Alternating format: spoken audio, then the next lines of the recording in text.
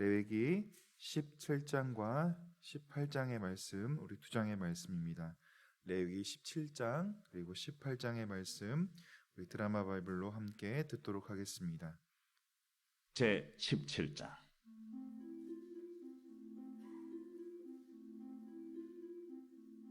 여호와께서 모세에게 말씀하여 이르시되 아론과 그의 아들들과 이스라엘의 모든 자손에게 말하여 그들에게 이르기를 여호와의 명령이 이러하시다 하라.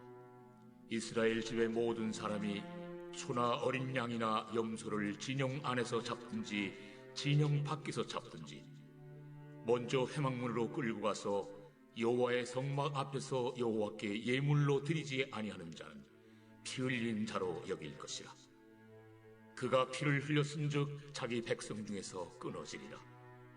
그런즉 이스라엘 자손이 들에서 잡던 그들의 제물을 회막문 여호와께로 끌고 가서 제사장에게 주어 화목제로 여호와께 드려야 할 것이요, 제사장은 그 피를 회막문 여호와의 제단에 뿌리고 그 기름을 불살라 여호와께 향기로운 냄새가 되게 할 것이라. 그들은 전에 음란하게 섬기던 순놈소에게 다시 제사하지 말 것이니라. 이는 그들이 대대로 지킬 영원한 규례니라. 너는 또 그들에게 이르라. 이스라엘 집 사람이나 혹은 그들 중에 거류하는 거류민이 번제나 제물을 드리되 회막문으로 가져다가 여호와께 드리지 아니하면 그는 백성 중에서 끊어지리라. 이스라엘 집 사람이나 그들 중에 거류하는 거류민 중에 무슨 피든지 먹는 자가 있으면 내가 그 피를 먹는 그 사람에게는 내 얼굴을 대하여 그를 백성 중에서 끊으리니 육체의 생명은 피에 있으니라. 내가 이 피를 너에게 주어 제단에 뿌려 너희의 생명을 위하여 속죄하게 하였나니 생명이 피에 있으므로 피가 죄를 속하느니라. 그러므로 내가 이스라엘 자손에게 말하기를 너희 중에 아무도 피를 먹지 말며 너희 중에 거류하는 거류민이라도 피를 먹지 말라 하였나니, 모든 이스라엘 자손이나 그들 중에 거류하는 거류민이 먹을 만한 짐승이나 새를 사냥하여 잡거든 그것의 피를 흘리고 흙으로 덮을지니라. 모든 생물은 그 피가 생명과 일체라. 그러므로 내가 이스라엘 자손에게 이르기를 너희는 어떤 육체의 피든지 먹지 말라 하였나니, 모든 육체의 생명은 그것의 피인즉 그 피를 먹는 모든 자는 끊어지리라. 또 스스로 죽은 것이나 들짐승에게 찢겨 죽은 것을 먹은 모든 자는 본토인이거나 거류민이거나 그의 옷을 빨고 물로 몸을 씻을 것이며 저녁까지 부정하고 그 후에는 정하려니와 그가 빨지 아니하거나 그의 몸을 물로 씻지 아니하면 그가 죄를 담당하리라. 제 18장.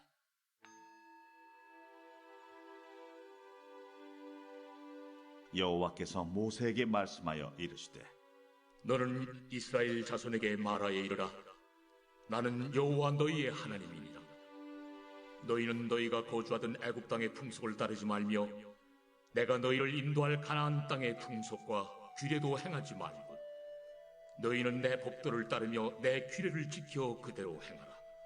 나는 너희의 하나님 여호와이니라. 너희는 내 규례와 법도를 지키라. 사람이 이를 행하면 그로 말미암아 살리라. 나는 여호와이니라.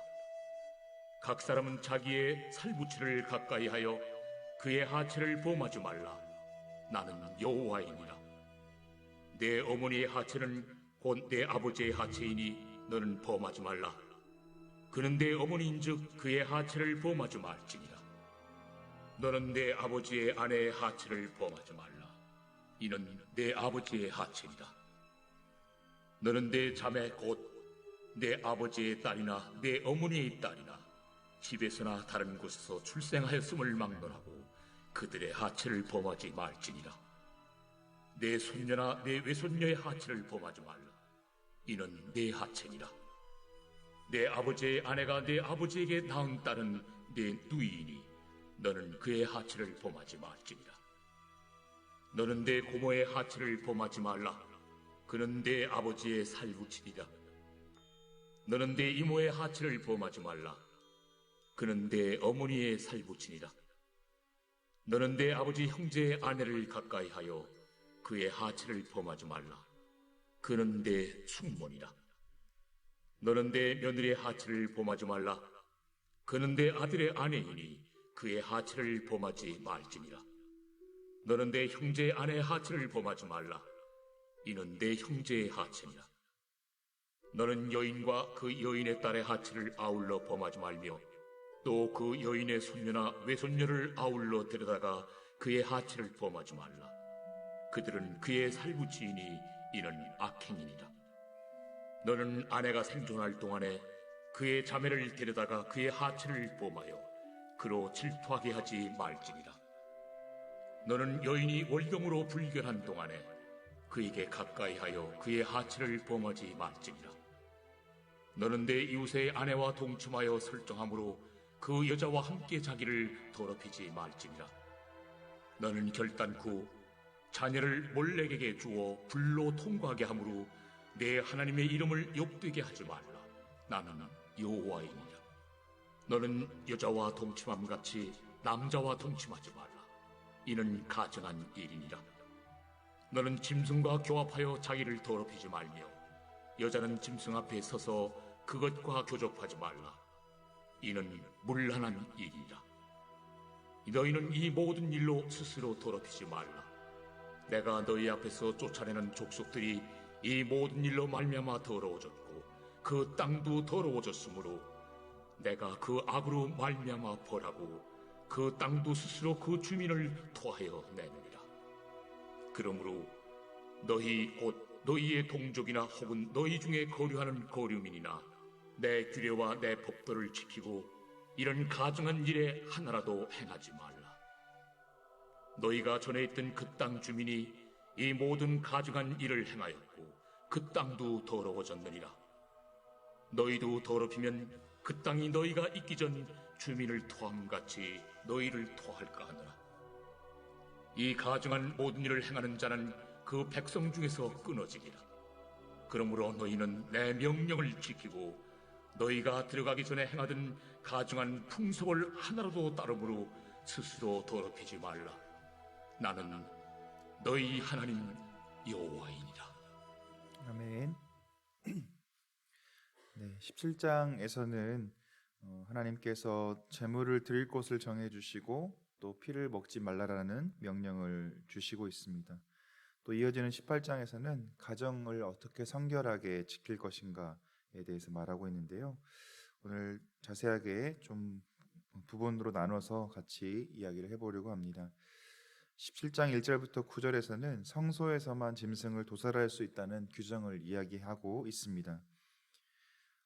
희생제물로 쓰이는 짐승을 먹기 위해 죽일 경우는 반드시 회막문 앞에서 잡아야 하고, 그리고 잡은 짐승의 피와 기름 부분은 먹지 말고 하나님께 화목제물로 드려야 된다고 규정하고 있습니다. 왜 이렇게 규정을 주신 것일까요? 그것은 먼저는 출애굽한 이스라엘 백성들의 우상 숭배를 방지하기 위해서이고, 두 번째는 피, 곧 생명은 하나님께만 속한 것으로 인간이 함부로 먹을 수 없다는 사실을 교훈하기 위해서입니다. 17장 7절에 보시면 이렇게 나와 있습니다. 그들은 전에 음란하게 섬기던 순념새에게 다시 제사하지 말 것이니라. 이는 그들이 대대로 지킬 영원한 규례니라 라고 말했는데요. 전에라고 말하는 것은 이스라엘 백성들이 애굽에 있었을 때를 말합니다. 당시 이스라엘 백성들은 애굽에 있었을 때 그 애굽 사람들의 삶과 모습을 본받아서 수많은 우상 숭배에 빠져 있었기 때문에 이렇게 얘기하고 있는 것이죠.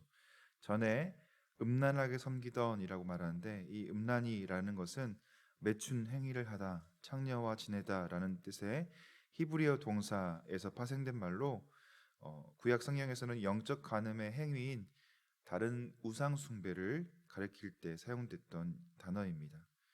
순념소라고 하는 이 단어는 당시 애굽 지방에서 많이 섬기던 주요 우상 중에 하나로 풍요와 다산, 또 음란과 무절제한 음행의 상징이었던 동물입니다.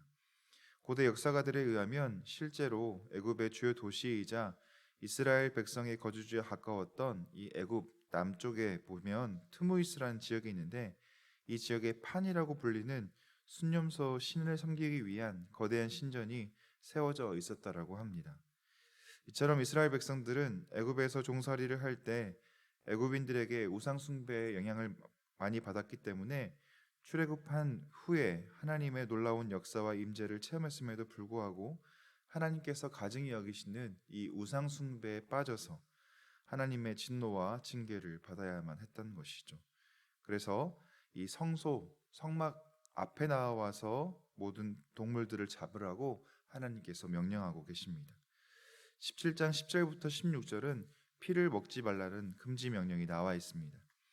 10절에 보시면 무슨 피든지 먹는 자라고 이야기 나와 있는데요. 피는 곧 생명을 의미했습니다. 그러므로 짐승의 피는 곧 사람의 생명을 대신하여 여호와의 제단 위에 올려졌던 구약 시대의 속죄의 유일한 수단이었습니다. 그렇기 때문에 피는 이러한 하나님께 드리는 신성한 목적 이외에 달리 사용돼서는 안 됐기 때문에 피를 먹는 것을 금하셨던 것이죠. 그렇기 때문에 피를 먹는 자는 생명 자체를 소멸시키는 자로 하나님의 창조 질서 그리고 구속 사상을 정면으로 도전하는 자로 간주되어서 이 언약 공동체로부터 단절될 수밖에 없었습니다. 11절에 보시면 육체의 생명은 피에 있음이라 라고 말하고 있는데요. 피 가운데 생명이 있다는 이 생각은 신구약 성경 전체를 관통하는 아주 중요한 이야기였습니다. 특히 예수 그리스도의 피로 말미암는 속죄 사상은 하나님께서 인류에게 말씀하시는 복음이자 성경 전체의 핵심 주제라고 말할 수 있습니다. 피는 그 자체 속에 포함된 죽음과 생명이라는 이중 개념이 있고 또 죽음을 생명으로 바꿔놓는 속죄의 상징적 수단으로 사용되었습니다. 그렇기 때문에 이 피를 먹는 것을 금하고 있습니다. 또한 신약 시대에도 사도 바울이 1차 전도 여행을 마치고 나서 이렇게 공유회로 15장에서 모여서 정했던 4가지 이 사안들이 있는데요. 그 중에서 우상을 섬기는 것을 금하고 음행을 금하고 그다음에 피를 먹는 것을 금하고 목매어 죽인 것을 먹는 것을 금하는 이 4가지 이 합의 사항이 있는데 그 중에서도 보면 피를 먹는 것을 금하고 있음을 볼 수 있습니다. 왜냐하면 피가 죄를 속하는 기능이 있기 때문에 그렇습니다. 히브리어로 카파르라는 이 단어는 덮다, 가리다라는 뜻으로 피가 죄를 덮어 생명으로 하여금 멸망치 않게 한다는 의미를 가지고 있습니다. 따라서 짐승을 잡아서 피를 이렇게 제단에 뿌리는 것은 이 피로 말미암아 죽을 수밖에 없는 인간의 생명을 속하여 살리기 위한 행위였던 것이죠. 그러므로 결국 제단 위에 뿌려진 피는 바로 예수 그리스도의 이 보혈, 피를 예표한다라고 말할 수 있습니다. 그래서 짐승의 피에 의한 구약의 속죄 제도는 짐승의 피에 어떤 특별한 효력이 있어서가 아니라 이 피에 속해 담긴 의미를 근거해서 그 의미를 믿는 인간의 순종을 보시고 죄를 사해 주시는 하나님의 은혜의 산물이라고 말할 수 있겠습니다. 이어지는 18장에서는 가정 안에서 일어날 수 있는 성적인 범죄에 대해서 규례를 주고 있는 내용이 나와 있습니다. 가족 친족 간의 이런 성범죄라든가 또 동성 간의 이 범죄를 이야기하고 있는데요. 이렇게 오늘 17장과 18장의 내용을 통해서 이스라엘 백성들에게 하나님께서 하시고 싶어 하시는 이야기가 무엇이겠습니까? 결국에는 하나님께서 거룩한 분이시기 때문에 하나님을 따르는 이스라엘 백성들 또한 거룩한 삶을 살아야 함을 구체적으로 말씀해 주고 있는 것입니다. 하나님께서는 구체적으로 우리가 어떻게 살아야 할지에 대해서 말씀해 주십니다. 그리고 하나님의 말씀을 따르면 어떻게 되는지에 대해서도 오늘 말씀해 주시고 있는데요. 본문 18장 4절부터 5절 말씀을 같이 읽도록 하겠습니다. 4절과 5절입니다. 너희는 내 법도를 따르며 내 규례를 지켜 그대로 행하라. 나는 너희의 하나님 여호와니라. 너희는 내 규례와 법도를 지키라. 사람이 이를 행하면 그로 말미암아 살리라. 나는 여호와이니라. 아멘. 바로 규례와 법도를 지키고 행하면 이로 말미암아 살겠다라고 말씀해주고 계십니다. 하나님께서 이스라엘 백성들을 사랑하여 주신 율법, 그리고 이 율법을 지키고 행했을 때 이스라엘 백성들은 하나님 앞에서 죽지 않고 살게 되었다는 사실을 기억할 필요가 있겠습니다. 우리 또한 우리에게 말씀하시는 하나님의 말씀을 기억하며 말씀을 지키고 행하며 살아가는, 그래서 하나님 앞에서 살게 되는 귀한 삶을 사시는 저와 여러분 되시기를 예수님의 이름으로 축원합니다. 함께 기도하겠습니다.